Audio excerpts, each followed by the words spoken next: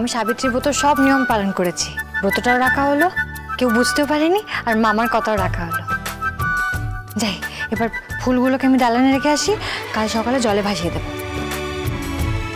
চল আমরা গাছতলায় বসে গল্প করি। সবাই মিলে এখানে বসলে তো হবে না। পার্বতীকে আমি যেভাবে উস্কেছি, ও ঠিক ব্রতের সব নিয়ম কানুন পালন করবেই। ওকে তো হাতে নাতে ধরতে না পারলে এই খেলাটা জমবে না। বৌদি ভাই, সকাল থেকে উপোস করে রয়েছি তো, শরীরটা ভালো লাগছে না, চলো না ভেতরে যাই। সেই বরঞ্চ ভালো, ভেতরেই চলো।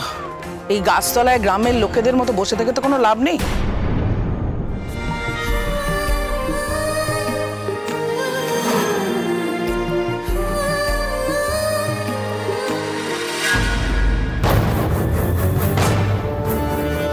সর্বনাশ, সবাই এখন চলে এলো কি করে?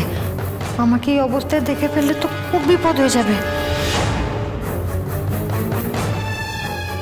দাঁড়াও,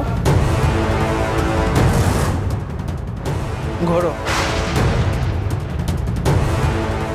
কি হলো, ঘোরো।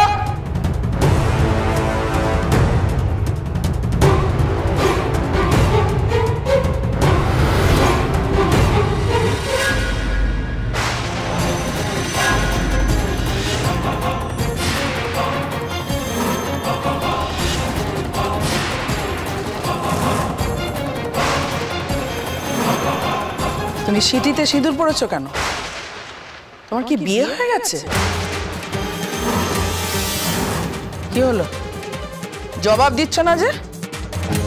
কার নামে তুমি আজকে সাবিত্রী ব্রতর দিন নিজের সিটিতে সিঁদুর পড়েছো? বলো।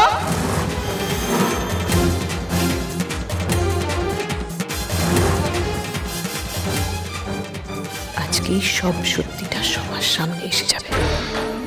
আরে পারো বেচারি কি করবে এখন? কি হলো, জবাব দিচ্ছ না কেন? উত্তর দাও। কেন সিঁদুর পড়েছো? কে তোমার স্বামী? মা, ও মা, তুমি এসব কি বলছো? হ্যাঁ, ওর কি বিয়ে হয়েছে যে ওর স্বামী থাকবে?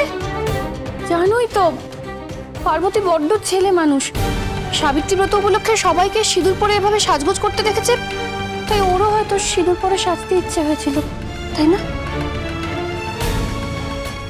বাহ, সিঁদুর কি লিপস্টিক নাকি নেল পলিশ? সাজতে ইচ্ছে হলো আর আমি পরে নিলাম।